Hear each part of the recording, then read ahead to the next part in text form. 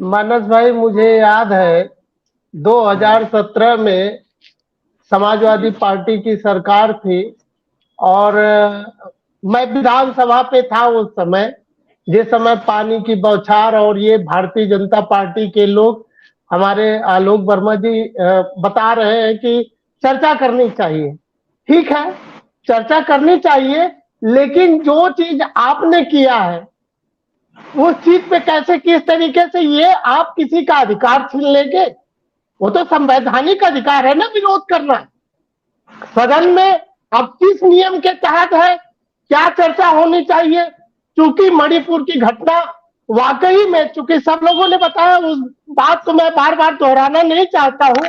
ये बहुत ही निंदनीय घटना है, ऐसी घटना नहीं होनी चाहिए। लेकिन बात आप सोचिए ना, आपके यहाँ जब कांग्रेस पार्टी की सरकार थी 2014 के पूर्व में, तो यही लोग कहते थे, अरे अब तो हुआ ये, क्या बोलते हैं, सिलेंडर का रेट जब 350 रुपए था, तब उस समय ये लोग नारा लगाते थे सिलेंडर कार पे रख करके। अब क्यों नहीं कहते कि अब हुआ डीजल और पेट्रोल 100 के पार, अब की बार मोदी सरकार, लगाइए नारा।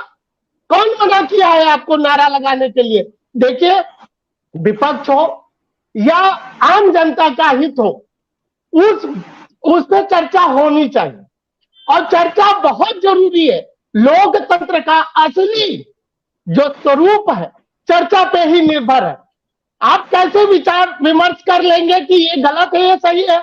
आज आज यकीन नहीं करेंगे, मेरी पत्नी ने, वो एक ब्लिंकिट है, ब्लिंकिट पे उन्होंने कहा कि टमाटर ऑर्डर कर दीजिए, 129 रुपए का आधा किलो टमाटर। मेरी हिम्मत नहीं पड़ी, मैंने कहा मैं ठेले वाले पे देखता हूँ कहीं से कुछ कम में मिल जाता है। तो जब टमाटर इस रेट में है, तो भाई टमाटर अगर वो गले में लटका के जा रहे हैं तो आपको क्या दिक्कत है?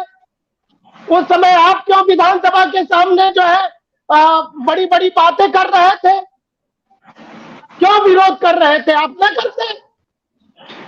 आप भी तो लखनऊ विधानसभा के सामने जो है, माननीय जो है ये श्री उस समय के प्रदेश अध्यक्ष हुआ करते, आज के उप मुख्यमंत्री केशव प्रसाद मौर्य जी के वो अध्यक्षता में पूरा विरोध इन्होंने किया विधानसभा के सामने। आज जो है चर्चा की बात आप कर रहे हैं, उस समय आप विधानसभा में कहते कि आइए विचार विमर्श करें। भाई, जो प्रथा आपने स्वयं डाली है और उस प्रथा से आपको दर्द हो रहा है। आनंद जी, दरअसल ऐसा है, देखिए, जो बात ये आपने कही है कि सदन में चर्चा नहीं होती है, तो चर्चा कैसे होगी? एक चीज बताइए कि बहुत सारी ऐसा जो है योजनाएं जो भारत सरकार द्वारा और प्रदेश सरकार द्वारा बगैर चर्चा के जारी कर दी गई, नोटिफिकेशन जारी हो गया, राजपत्र जारी हो गया, उस पर कोई चर्चा नहीं हो। बहुत बहुत गंभीर मुद्दों पे आप देखिए, मैं तो ये कहता हूँ भारतीय जनता पार्टी अध्यादेश पे चर्चा होगी कैसे? सरकार के पास बहुमत है, तो पेश करेगी, बिल पास करा लेगी, आप हंगामा नहीं, हंगामा नहीं, चूंकि ये करना ही नहीं चाहते हैं। देखिए, मैं आपको एक छोटा सा उदाहरण दे रहा हूँ। उत्तर प्रदेश में एक है स्पेशल कंपोनेंट प्लान, जो एससी एसटी और एसटी के आर्थिक, सामाजिक और शैक्षणिक उत्थान के लिए है। इन्होंने उसका नाम परिवर्तित करके पंडित दीनदयाल उपाध्याय करके कर दिया है। और मैं आपको बताऊं, पूरे उत्तर प्रदेश के 75 जिले से मैंने सीडीओ से, समस्त सीडीओ से जनता 2005 के तहत मैंने सूचना मांगी है, और उस सूचना का उन्होंने दी है। सोच करके आपको ताज्जुब होगा कि उत्तर प्रदेश का जो 25% एससी एसटी के आर्थिक उन्नति के लिए बाबा साहब ने आर्टिकल 275 में अंकित किया, ये इनके यहाँ कहीं पे 15 लाख, कहीं 20 लाख, कहीं ऐसे, मेरे पास पूरा डेटा है, 75 जिलों का डेटा है। दूसरी चीज, जेएस दीपक जी द्वारा 23 जनवरी 2008 को एक जो है वो किया गया था, एक शासना आदेश किया गया था, जिस शासना आदेश अभी भी प्रभावी तरीके से लागू है। उस शासना आदेश में यह कहा गया था, पूर्व में जो सरकारी विभागों, निगमों, परिषदों इत्यादि में जो कार्य स्वयं संपादित किए जा रहे थे, अब वह कार्य आउटसोर्सिंग संविदा के माध्यम से किए जाएंगे और उससे उत्पन्न होने वाले कुल रोजगारों में 21% एससी के लिए, 2% एसटी के लिए और 27% ओबीसी के लिए ये निर्धारित किया गया था।